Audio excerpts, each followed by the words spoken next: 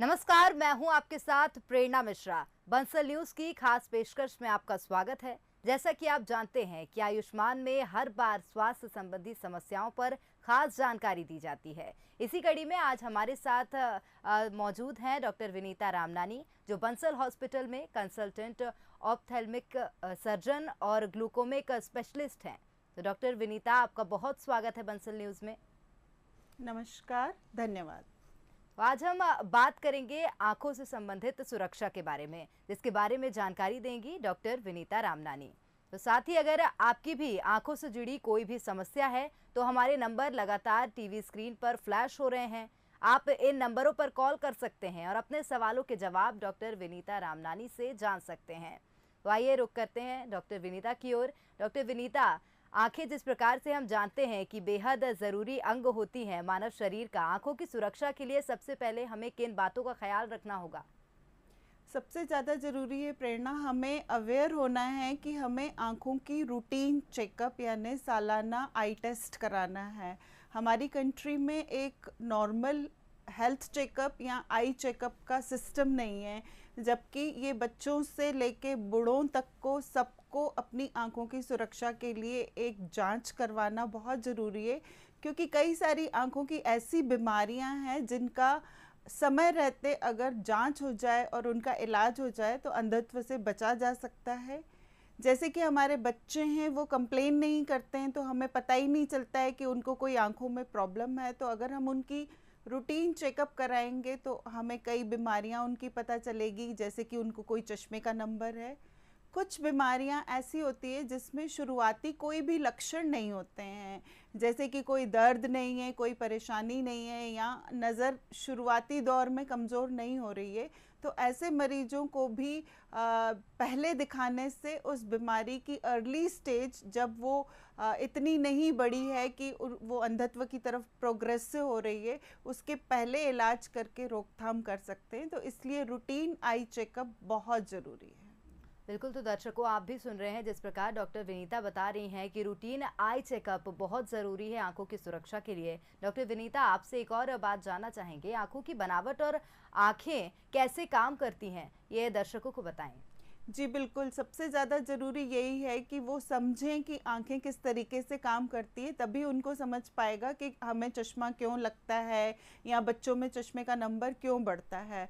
तो हमारी आंखें जो है एक कैमरा की तरह काम करती है, जिसमें कि एक जो रील होती है वो आपके स्क्रीन पे दिख रहा था अभी कि रेटिना एक रील की तरह काम करती है और आगे कॉर्निया जो काली गोल पुतली होती है और उसके पीछे लेंस होता है।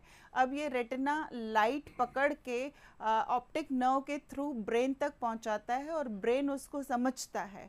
हमारी राइट आई से इमेज अलग जाती है, लेफ्ट से अलग जाती है और ब्रेन उन दोनों इमेजेस को आपस में एक दूसरे के ऊपर मिलान करके हमको एक दिखाता है। तो कई बार आंखों की परेशानी होने की वजह से भी हमें कम दिखता है और कई बार जो देखने वाली नस है, जैसे कई बार चोट की वजह से खराबी हो गई या कई बार ब्रेन में कोई प्रॉब्लम हो, जैसे कोई ब्रेन ट्यूमर हो या ब्रेन हेमरेज हो गया हो, तो भी मरीज को कम दिख सकता है। तो हमें इन सब बातों का ध्यान रखना है कि ये आंख की जो बनावट है उसमें रेज ऑफ लाइट रेटिना पे फोकस होनी चाहिए। अगर वो रेज ऑफ लाइट रेटिना पे प्रॉपरली फोकस नहीं हो रही है, क्योंकि आंखें ज़्यादा लंबी बन गई हैं या आंखें छोटी बनी हुई है, तो हमें चश्मे का नंबर आएगा। बिल्कुल, तो रेज ऑफ लाइट रेटिना पे पूरी तरह से फोकस होना चाहिए, तभी आंखों से हमें अच्छे से दिखाई देगा। डॉक्टर विनीता, देखा जाए तो बच्चों की आंखें आजकल बहुत ज़्यादा खराब होती हैं, लेकिन बच्चे आंखों में ध्यान नहीं दे सकते, जाहिर सी बात है। तो बच्चों की आंखों की सुरक्षा के लिए पेरेंट्स को क्या करना चाहिए? बिल्कुल, ये बहुत अच्छा प्रश्न है कि हमें जो शुरुआत है हमारे बच्चों से करना चाहिए, क्योंकि बचपन में अगर आई चेकअप प्रॉपर हो गया या नज़र हमारी नॉर्मल है तो उन बच्चों की ग्रोथ भी अच्छी होती है, उनकी लर्निंग भी अच्छी होती है, क्योंकि 80% जो लर्निंग होती है वो हमें देखने से मिलती है। और बच्चे कई बार, जैसा कि आपने बताया, कि कंप्लेन नहीं करते हैं और उन्हें नहीं पता है कि आंखों की सुरक्षा कैसे करनी है, इसलिए पेरेंट्स को सजग होना बहुत ज़रूरी है। बच्चों की आई टेस्ट बाय बर्थ होना चाहिए कि बर्थ के टाइम पे उनकी आंखों की बनावट ठीक है कि नहीं।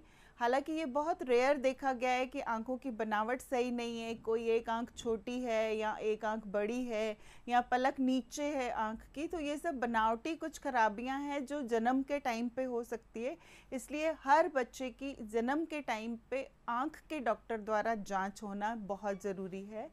दूसरी जांच होना चाहिए 6 साल और 6 महीने और 1 साल के अंतर पे, जब बच्चा लाइट पकड़ता है, वो पेरेंट्स की तरफ देखता है और उसकी आई किसी भी वस्तु को देखने के लिए सेंटर में आती है।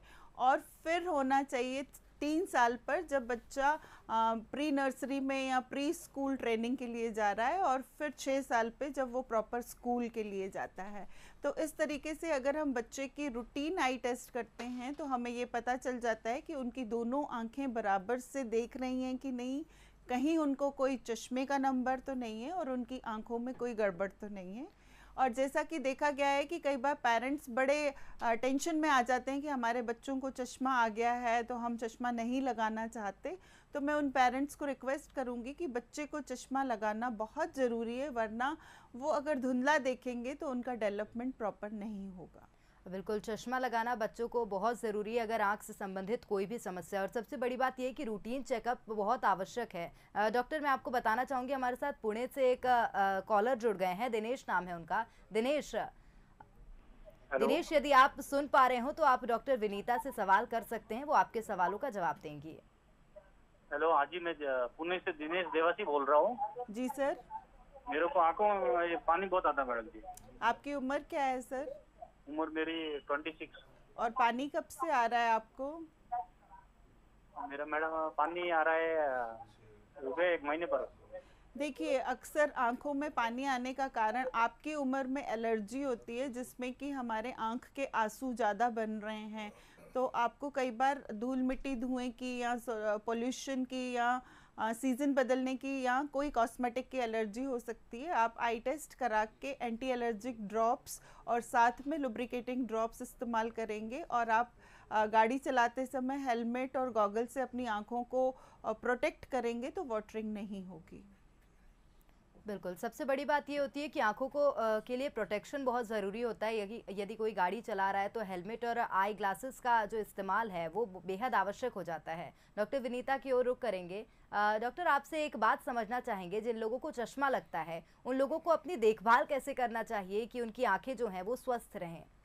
सबसे ज़्यादा इम्पॉर्टेंट है कि हमें ये समझना है कि हमें ये राइट आई में और लेफ़्ट आई में कितना नंबर लगा है, वो माइनस है कि प्लस है, वो स्फेरिकल है कि सिलेंड्रिकल है। और नंबर्स इम्पॉर्टेंट नहीं है कि मुझे 2 नंबर का चश्मा है या 3 नंबर का। इम्पॉर्टेंट ये है कि क्या उस चश्मे से पूरा 100/100 दिख रहा है कि नहीं है, जिसे हम 6/6 विज़न कहते हैं।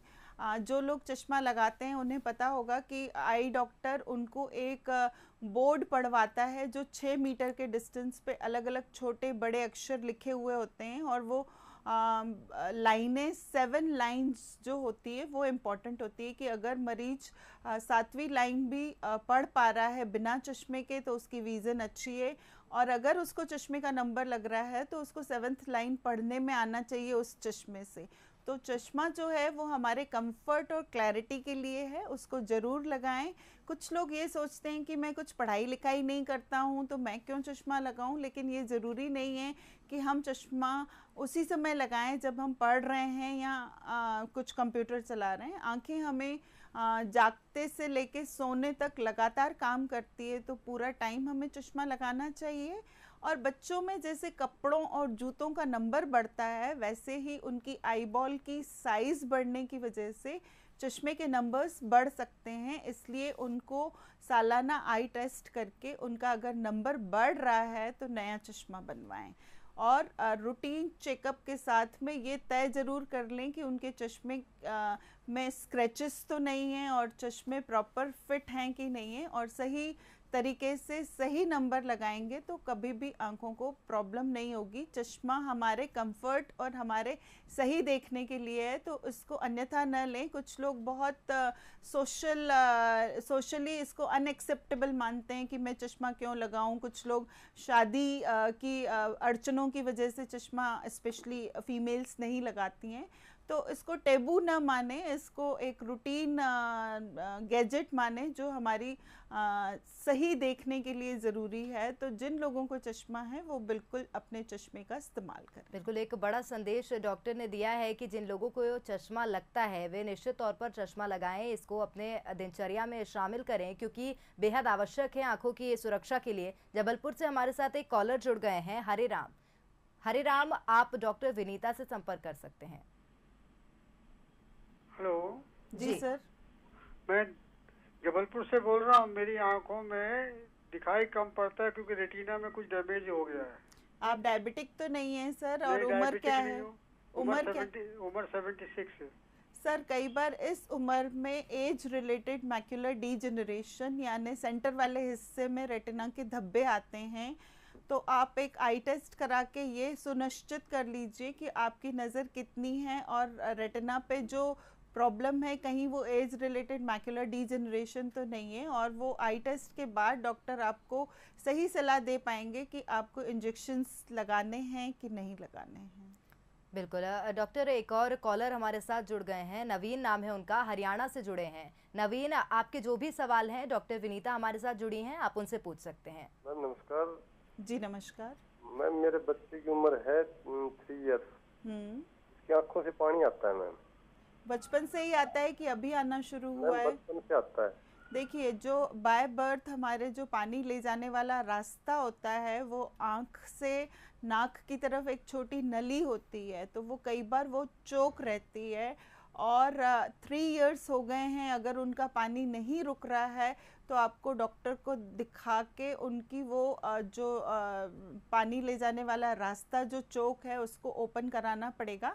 इसे हम सिरिंजिंग और प्रोबिंग कहते हैं। प्लीज़ आप इसको डिले ना करें क्योंकि कई बार अगर लंबे समय तक वो रास्ता चोक रहा तो फिर ऑपरेशन बड़ा करना पड़ता है।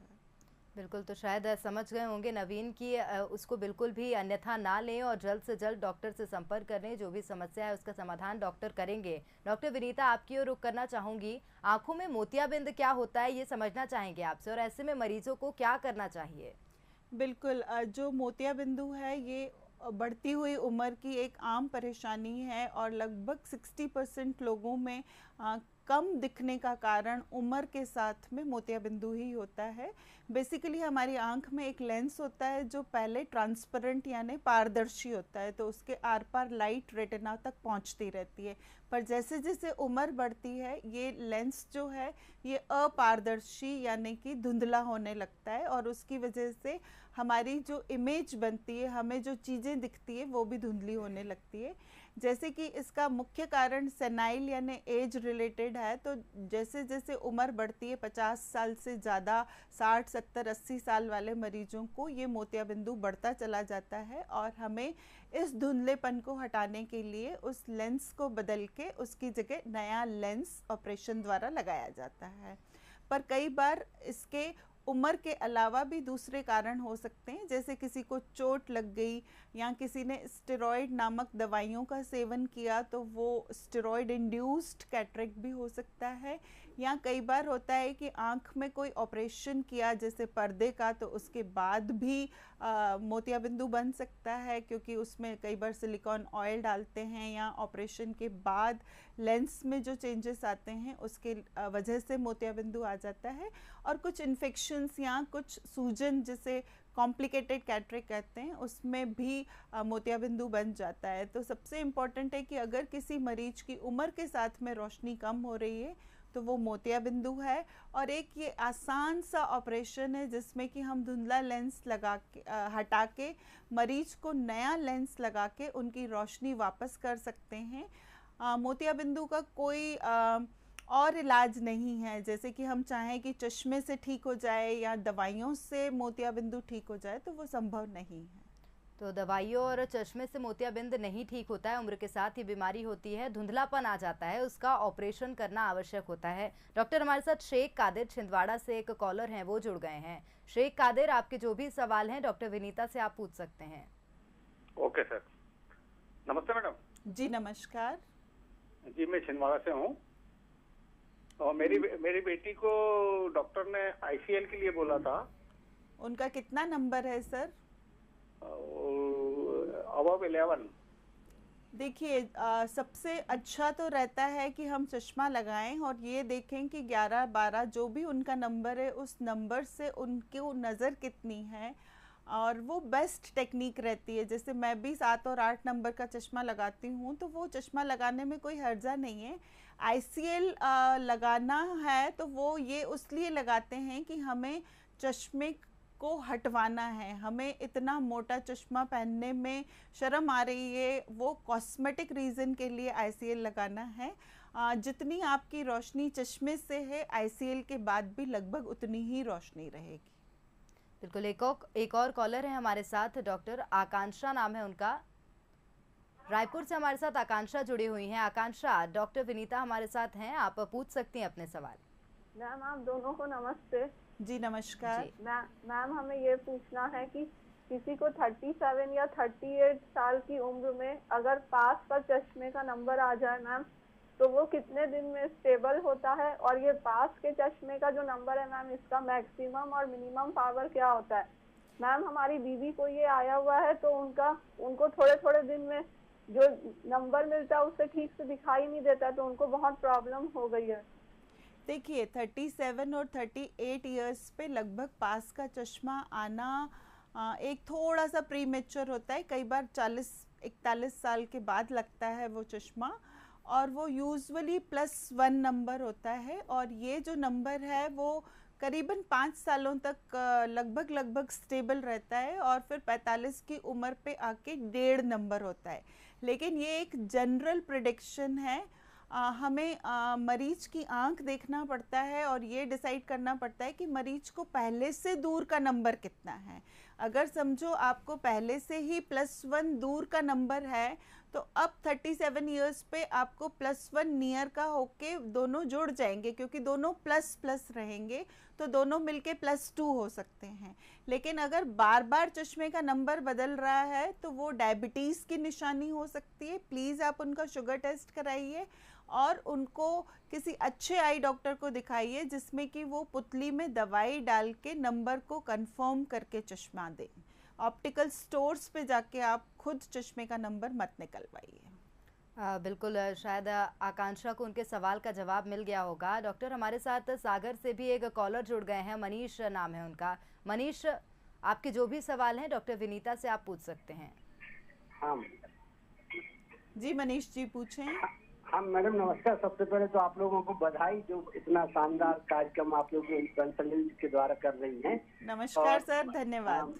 हाँ मैडम, ये दाहिनी जो आँख है कभी कभी ऐसी फड़कती है वो, तो ऐसा कुछ समझ में नहीं आता किस कारण से। आपकी उम्र क्या है सर? आपको डायबिटीज तो नहीं है? नहीं डायबिटीज नहीं है, बीपी की प्रॉब्लम है, तो वो हम टेबलेट लेते हैं प्रॉपर्ली।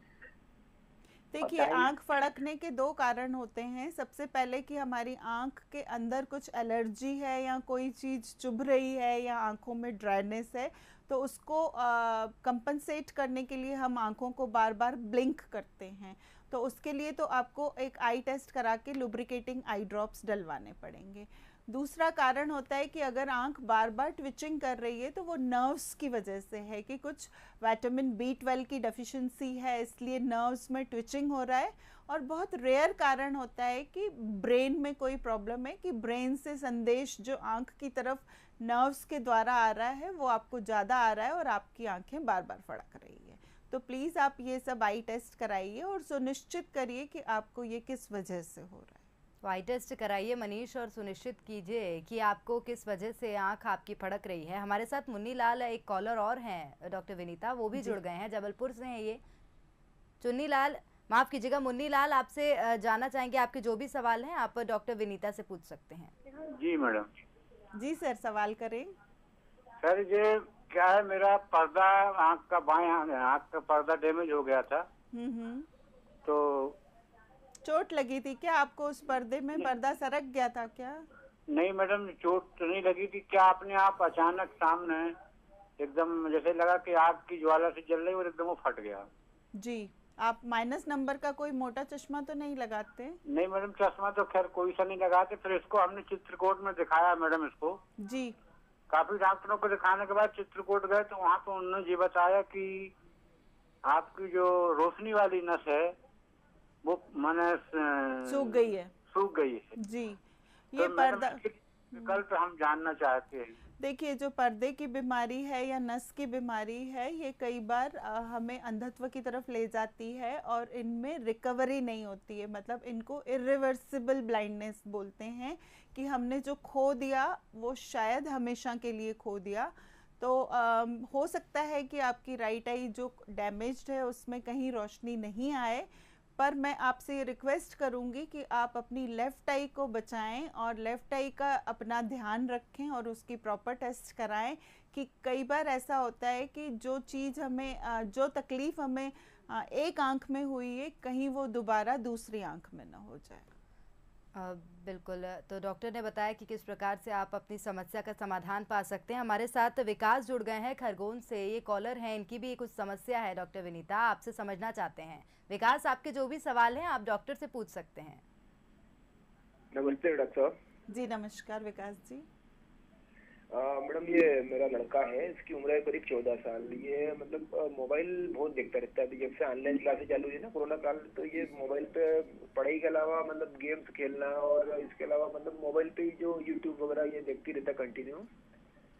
हमारा अगला सवाल यही था डिजिटल गैजेट्स का। आजकल ओवर यूज़ हो रहा है और उसकी वजह से बच्चों को न केवल आँखों में बल्कि उनकी ओवरऑल डेवलपमेंट में, पर्सनैलिटी में और साइकोलॉजिकल इम्पैक्ट्स हो रहे हैं।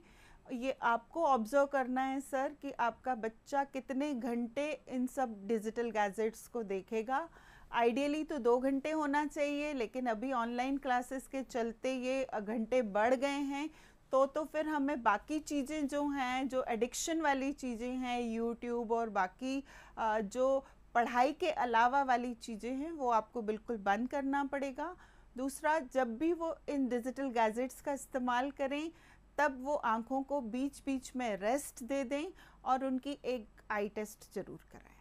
बिल्कुल, डिजिटल गैजेट से सबसे बड़ी बात जो डॉक्टर विनीता ने कही कि उनसे दूरी बनाए रखना ज़्यादा बेहतर होगा आंखों की सुरक्षा के मद्देनज़र यदि देखा जाए। डॉक्टर विनीता, आपसे एक बात समझना चाहेंगे। जिस प्रकार से लगातार समस्याएं सुनी हैं हमने मरीजों की, तो देखा जाए तो आंख से संबंधित समस्याएं काफ़ी ज़्यादा हर घर में ही लगभग देखा जाए तो लोग ग्रसित होते हैं इससे। अब 2020 क्योंकि चला गया है, 2021 आ गया है, नए साल में आंखों की सुरक्षा को लेकर यदि बात की जाए तो कौन कौन से ऐसे संकल्प हैं जो अब लोगों को लेने चाहिए? बिल्कुल, ये एक बहुत अच्छा मौका है जिस समय हम अपनी आँखों की सुरक्षा के लिए संकल्प लेंगे कि हम अपने परिवार के जो भी सदस्य हैं, बच्चों से लेके बूढ़ों तक, उनका एक सालाना आई टेस्ट ज़रूर कराएंगे और उनके सारे रिकॉर्ड संभाल के रखेंगे। ऐसा देखा गया है कि उन्होंने कभी टेस्ट कराई पर उन्होंने वो रिकॉर्ड्स नहीं रखे, तो हमें पता ही नहीं चलता है कि कब कौन से डॉक्टर ने क्या देखा था और क्या उनका विज़न था। सेकेंडली, ऑप्टिकल स्टोर्स पे जाके अपने चश्मे के नंबर्स मत निकलवाएं, क्योंकि वो आपकी पूरी कंप्लीट आई चेकअप नहीं करते हैं। तो बेहतर है कि आप एक आई डॉक्टर को दिखाएं जो आपकी आंखों के पर्दे की भी जांच करे और दवाई डाल के आपको अंदर तक रेटिना और आपकी आंखों की बनावट और आपकी पूरी नज़र की जांच करे। तीसरा, आप अपनी स्वस्थ जीवन शैली अपनाएं, क्योंकि ऐसा देखा गया है कि जो हमारी स्वस्थ आँखें हैं वो हमारे स्वस्थ शरीर में ही होती हैं। तो जिन लोगों को ब्लड प्रेशर, शुगर या कोई शारीरिक बीमारियां हैं, उनको आँखों में भी बहुत सारी समस्याएं आती है, तो इसलिए वो अपनी आँखों की ज़रूर जांच कराएं।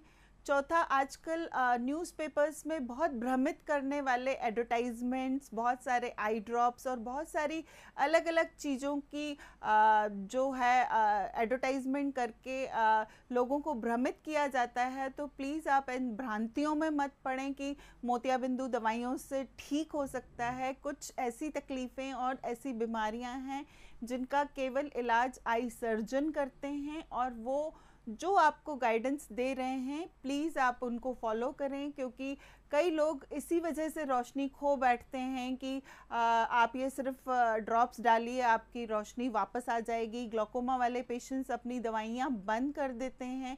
तो ऐसी बहुत सारी आंखों की बीमारियां हैं जिसका समय रहते इलाज न हो पाने की वजह से या सही इलाज न हो पाने की वजह से अंत में मरीज को अपनी रोशनी खोनी पड़ती है। तो ये संकल्प जरूर लें कि आई डॉक्टर को दिखाएं।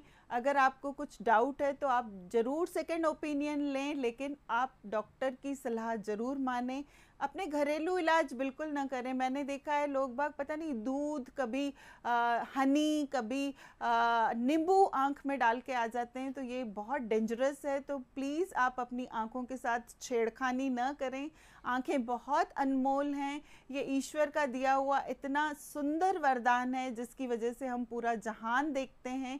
तो प्लीज़ आप इनकी सुरक्षा का संकल्प लें। बिल्कुल, तो जिस प्रकार से डॉक्टर ने बताया है कि रूटीन चेकअप सबसे ज़्यादा आवश्यक है। बहुत धन्यवाद डॉक्टर विनीता रामनानी हमारे साथ जुड़ने के लिए। थैंक यू, नमस्कार। और इसी के साथ हमारी खास पेशकश में फिलहाल इतना ही। कल फिर हाजिर होंगे एक नई स्वास्थ्य संबंधी समस्या को लेकर, साथ ही बताएंगे उसके उपाय। नमस्कार।